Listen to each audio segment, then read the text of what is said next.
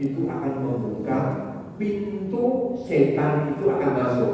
Makanya jangan, kalau tadi saya berbuat ini dan itu ya, pasti tidak akan terjadilah musibah seperti ini. Kenapa kok saya mesti harus berkunjung ke saudara kami sehingga di jalan terjadilah misalnya Allah kecelakaan? Gak bisa seperti itu, inilah maqdar Allah, kan begitu.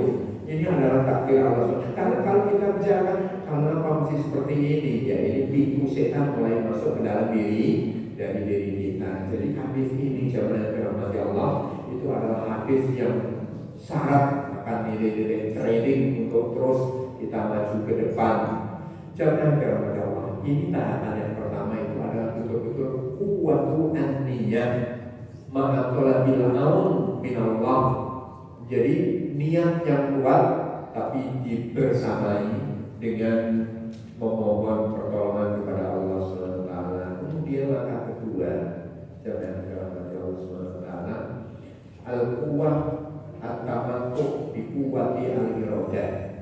Kata ulama untuk bisa berubah itu harus ada kemampuan yang menikmati at-tamantuk bikuwati al-iradah.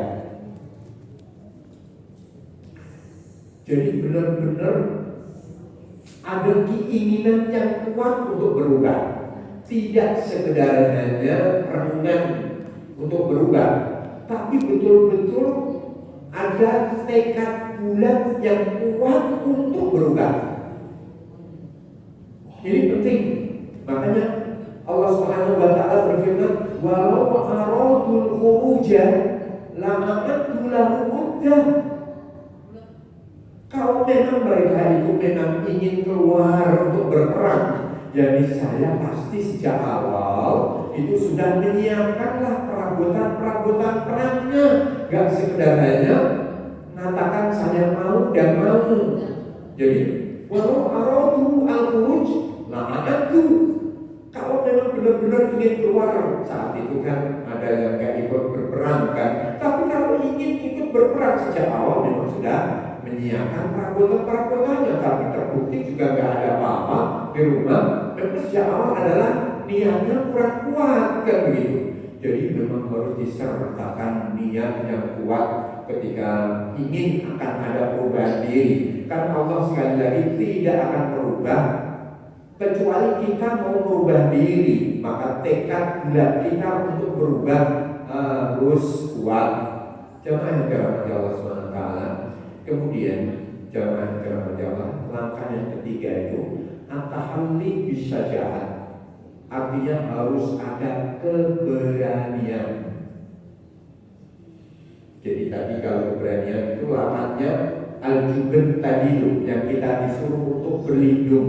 Kan Rasulullah perintahkan kita untuk zikir pagi dan sore. Allahumma inni a'udzubika minal ajzi minal Allahumma inni a'udzubika minal hammi wal hazan wa a'udzubika minal ajzi wal kasal wa a'udzubika minal jubn kan di sini. Nah, ini lawannya harus ada keberanian, tidak sekedar tekad saja. Karena gini, kadang-kadang ketika sudah mulai bergerak untuk berubah, ternyata di sana itu ada hambatan, ada rintangan. Berarti di sini kita harus berani untuk melawan hambatan agar supaya apa yang kita programkan yang bermanfaat tadi itu bisa terwujud. Misalnya kita sudah berazam untuk silaturahim, ternyata di hadapan kita baru keluar kok macet, ya ini hambatan. Ini harus berani dilawan. Oh jangan sampai muter. Wah ini baliklah kita waktunya sudah mepet kayak begini besok kerja, gitu kan? Jadi harus ada keberanian baru akan berbuka. Jadi seperti itu jamaah yang dirahmati Allah SWT, harus ada keberanian. Apalagi kalau di lingkungan yang gak baik, itu kadang-kadang berat. Dan disinilah datang ujian. Kalau kita di lingkungan orang-orang yang baik enak, tapi kalau kita ini memiliki komunitas orang yang gak baik, mau sholat saja itu kadang berat ketika komunitasnya gak baik. Sementara dia punya orang Islam, maka memang harus ada keberanian, kan gitu. Keberanian walaupun dikatakan apa dan apa, inilah sebuah prinsip saya untuk berubah menjadi lebih baik lagi.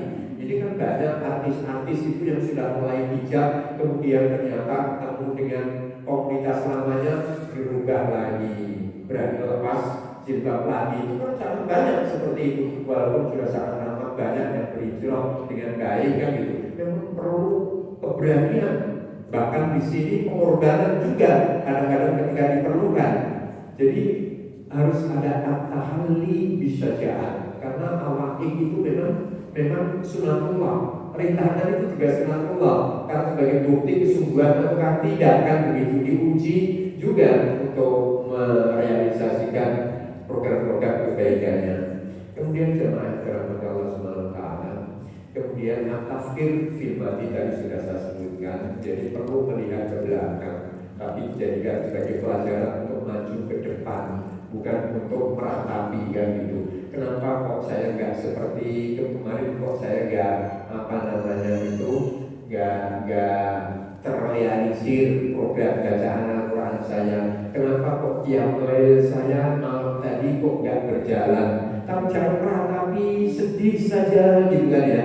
Tapi kita jadikan sebagai pembelajaran. Oh, berhenti aja, ke depan akan saya bayar. Rasulullah itu sering sekali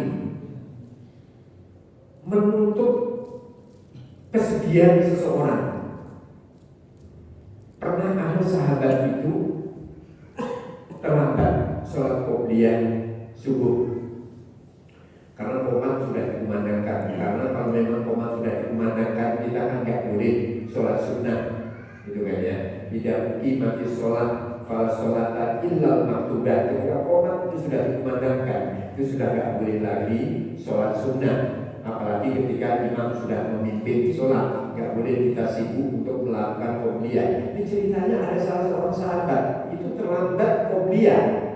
Nah kemudian setelah Rasulullah SAW salam, ini sahabat berdiri menambah 2 rakaat lagi. Kemudian Rasulullah SAW mengatakan kepadanya, as-sholaita arba'an, as-sholaita subha arba'an, apakah kamu sholat subuh 4 rakaat?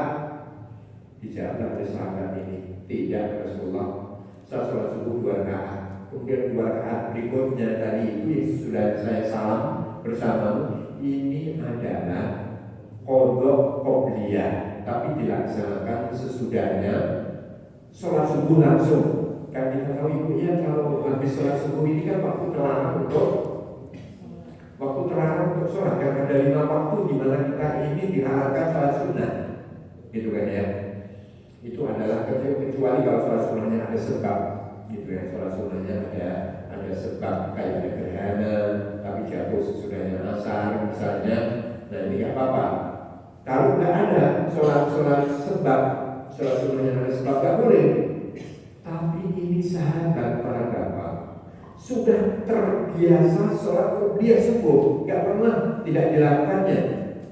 Nah ini sahabat ketika dilarang mengqadha bisa sedihnya luar biasa. Makanya Rasulullah nggak apa-apa buatmu untuk sholat di waktu terlarang, karena kamu biasa kok sholat qobliyah. Jadi yang tidak terbiasa qobliyah aja baginya haram sholatnya sesudahnya subuh. Karena apa? Karena yang tidak biasa kan gak menyesal kalau kebablasan, karena gak biasa. Tapi yang biasa menyesal dia. Makanya agar supaya penyesalannya gak lama-lama, diizinkan buatnya oleh Rasulullah. Jadi melihat ke belakang untuk menyesal terus ini tidak perlu. Makanya maju ke depan, makanya perlu melihat ke belakang. Karena kalau nggak melihat ke belakang, bagaimana tahu sisi-sisi kekurangannya kan? Kita perlu sesaat-saat melihat ke belakang, saya ini selama ini kayak apa. Kalau dulu misalnya orang berbuatnya nggak baik gitu kan ya, Umar bin Khattab itu pernah melihat sisi-sisi lamanya, sampai ketawa sendiri. Kenapa ya dulu saya ketika masa jahiliyah kok saya menyembah patung yang saya bikin dari kurma, kemudian setelah saya sembah saya makan kurma ini. Kok sebodoh amat saya dulu begitu. Tapi aku mikir untuk melihat kebodohannya setelah diberikan petunjuk Islam. Jadi inilah para bapak yang dirahmati Allah Subhanahu wa taala.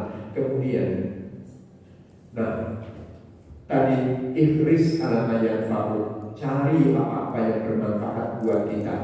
yang belum kita lakukan ini, itu kemudian agar supaya terwujud adalah takdir ba'dul adab. Jadi rubahlah sedikit demi sedikit. Jadi anggap, oh sisi kekuranganku adalah saya kurang bermanfaat waktuku di dalam membaca Al-Quran. Nah ini lakukanlah takdir ba'dul adab. Kebiasaan ini rubah. Jadi kita paksakan terus, yumaris wa yumaris, biasakan dan biasakan terus. Makanya pepatah Prancis Timur itu al-biso ma'al kulino, gitu kan? Al-biso ma'al kulina, kulino. Jadi kita akan bisa itu setelah kita membiasakan. Kita akan bisa baca Al-Quran kalau memang kita sudah membiasakan untuk membaca, baru kita akan bisa membaca Al-Quran. Jadi dipaksa nanti insya Allah akan bisa. Biasakan. Misalnya juga sholat tahajud itu sangat amat berat, tapi bagi mereka yang sudah melakukannya, gak usah dibangunkan, pasti akan. Bahkan seandainya terlanjur tidak melakukan karena terdengar suara adzan, itu pasti menyesal bagi yang sudah terbiasa. Makanya di sini tabhir ba'du al-adab. Jadi mulailah dirubah sedikit demi sedikit dan dibiasakan dan nanti akhirnya jadi pembiasakan dulu sehingga akhirnya jadi karakter, jadi watak. Karena karakter itu kan, akhlak itu kan minat takhalluq. Jadi kita bisa berakhlak itu setelah memaksakan diri untuk berakhlak. Jujur juga sama, perlu memaksakan diri untuk berbuat jujur, perlu pemaksaan baru nanti bisa jujur. Dipaksakan terus. Jadi mumarosah badal mumarosah, membiasakan setelah membiasakan diri. Nah inilah yang akan terjadi satu perubahan besar dalam kehidupan kita. Jadi wallahu a'lam, sebenarnya masih banyak hal-hal lain yang perlu sama-sama kita perdalamnya dalam permasalahan ini. Jadi kadang-kadang memang perlu kita itu korek-korek, ya, perlu kita korek-korek. Kemudian setelah itu kita jadikan sebagai agenda, karena di sini ada titik bukan. Karena Allah Subhanahu Wa Taala dalam akan berubah kita menjadi baik itu saatnya kembali ke kita dulu kok. Jangan kita berdoa ya Allah, misalnya itu perubahan yang akan terjadi. Umar bin Khattab itu pernah melihat seseorang pada waktu duka itu berada di masjid berdoa kepada Allah, ya Allah turunkan untuk berikan saya rezeki yang banyak, tapi nggak mau berusaha. Di waktu kerja langsung Umar mengatakan kepadanya radhiyallahu anhu, innas sama la tumtiru dahaban, langit ini nggak bisa menurunkan emas. Jadi gak bisa didoa, kamu langsung memohon nanti turun emas, gelondongan gitu, tidak bisa. Tapi harus kamu kerja. Makanya Rasulullah suruh keluar dia dari musola di saat kerja, apalagi kerja wajib kan punya tanggungan anak. Kok cuma melakukan sholat sunnah, disuruh untuk kerja dan kerja. Jadi jangan dirahmati Allah SWT. Disinilah kita perlu saat itu merenung ya, duduk-duduk sisi-sisi apa sih sebenarnya yang kurang pada diri kita. Makanya ulama terdahulu itu rata-rata itu mereka selalu melihat sisi-sisi kekurangan yang ada pada dirinya, kemudian melihat sisi-sisi kelebihan yang ada pada sahabat-sahabat yang lain. Itu yang dimiliki oleh generasi terbaik. Jadi dia ketika melihat ke dalam itu sisi kekurangannya. Kalau melihat keluar, melihat sisi kelebihannya, kemudian dia ingin menutup sisi kekurangan yang sudah dimiliki oleh saudara-saudaranya. Ada kan sahabat siapa itu yang dipersaudarakan oleh Rasulullah SAW itu, yang itu siapa yang suaranya terdengar di surga itu, Bilal. Itu aja sampai Rasulullah SAW penasaran, kok Bilal, kamu itu punya apa? Suara sendalmu, suara terompahmu sudah didengar di surga, kamu punya apa? Kan ini kelebihan yang dimiliki yang boleh jadi itu belum dimiliki. Sehingga ada seorang sahabat juga yang suka terlambat dalam majelis taklim. Suka terlambat. Di saat majelis taklimnya Rasulullah itu suka terlambat. Tapi Rasulullah ketika melihat ini sahabat yang sahabat datang dia kemudian ja'ahul jannah, datang ini penghuni surga. Sementara yang lain ya, terlambat terus kok dipuji sebagai penghuni surga. Kecuali kalau datangnya di awal gitu kan, wajar dipujinya sebagai penghuni surga. Ini suka terlambat, begitu terlambat dipuji lagi sebagai penghuni surga. Ini yang membuat penasaran sahabat-sahabat yang lain, apa yang dimiliki. Sampai di siang hari itu diamatin aja apa kelebihannya. Barangkali kelebihan ini ada di siang hari. Dilihat di siang harinya nggak jauh beda sama saat kami-kami ini akhirnya diintai di malam hari. Kali punya amalan di malam hari gitu kan, yang dia belum miliki. Ternyata ketika tidur di rumahnya, tapi ini memata-matai yang boleh ini ya. Namanya kalau dalam bahasa Arab tahassus, namanya tajassus. Kalau tajassus kan mencari negatifnya, tapi kalau tahassus beda titik aja itu sudah berbalik makna kan. Tahassus ini mencari kelebihannya, makanya tidur di rumahnya di malam hari, diselidiki. Ternyata yang lainnya juga bersama-sama aja, gak panjang-panjang amat kan gitu. Sehingga ketika tidak ditemui kelebihannya di siang dan di malam hari, langsung ditanya, Anda ini punya apa? Kok dipuji terus oleh Rasulullah sebagai penghuni surga? Akhirnya ditunjukkan saya itu suka memaafkan kesalahan saudara saya. Hati saya ini saya bersihkan sebersih-bersihnya supaya gak ada iri, gak ada dengki, gak ada hasad, gak ada permusuhan. Ini yang saya miliki. Akhirnya sahabat itu mengatakan, ini yang kamu mampu, saya belum bisa seperti apa yang Anda sudah bisa itu.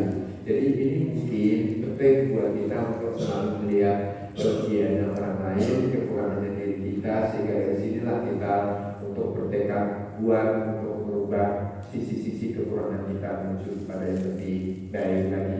Melalui sholat masing-masing memang nggak ada manusia yang sempurna kan, tapi semuanya kan berupaya untuk bisa lebih baik lagi. Mungkin yang satu punya kekurangan seperti ini, yang satu punya kekurangan yang lain kan begitu kan. Makanya sahabat ketika datang kepada Rasulullah dengan pertanyaan yang sama, sahabat malah datang kepada Rasulullah dengan membawa pertanyaan yang sama. Yang satu mengatakan, ayo amal afdal ya Rasulullah, amal apa yang paling utama buatku ya Rasulullah. Jadi kamu datang itu minta ditunjukkan amal baik. Berarti ini kan iblis mayar fakut tadi. Perhatikan amal yang bermanfaat buatmu. Jadi ketika datang ya Rasulullah, amal yang paling baik buatmu itu ya as-sholatu ala waqtiha, sholat tepat pada waktunya. Kemudian pada saat yang lain datang sahabat yang lain bertanya dengan pertanyaan yang sama, ayo amal afdal ya Rasulullah. Dijawab birrul walidain. Kemudian yang ketiga bertanya dengan pertanyaan yang sama, ayo amal afdal ya Rasulullah, al jihad fisabilillah. Nah ini mungkin kalau kita melihat Rasulullah ini jawabannya kok gak ada ini ya, gak ada batasannya kan gitu. Pertanyaannya sama kok jawabannya berbeda-beda gitu kan. Gak ada ukuran baik itu apa gitu kan. Sedang baiknya kan begitu. Tapi ternyata Rasulullah itu melihat sisi-sisi kekurangan yang ada pada tiga sahabat. Yang satu kekurangannya adalah suka mematikan waktu, yang kedua kurang birrul walidain, yang ketiga tidak terlibat dalam kegiatan jihad kan gitu. Barulah titik-titik kekurangan masing-masing ini disuruh untuk menyempurnakan diri oleh Rasulullah SAW. Sholat inilah yang mungkin pelajaran untuk merenung, karena Al-Quran itu syarat banyak untuk merenung. Karena pelajaran merenung itu gak ada di sekolah, yang ada banyak di dalam Al-Quran itu tadi. Afala yang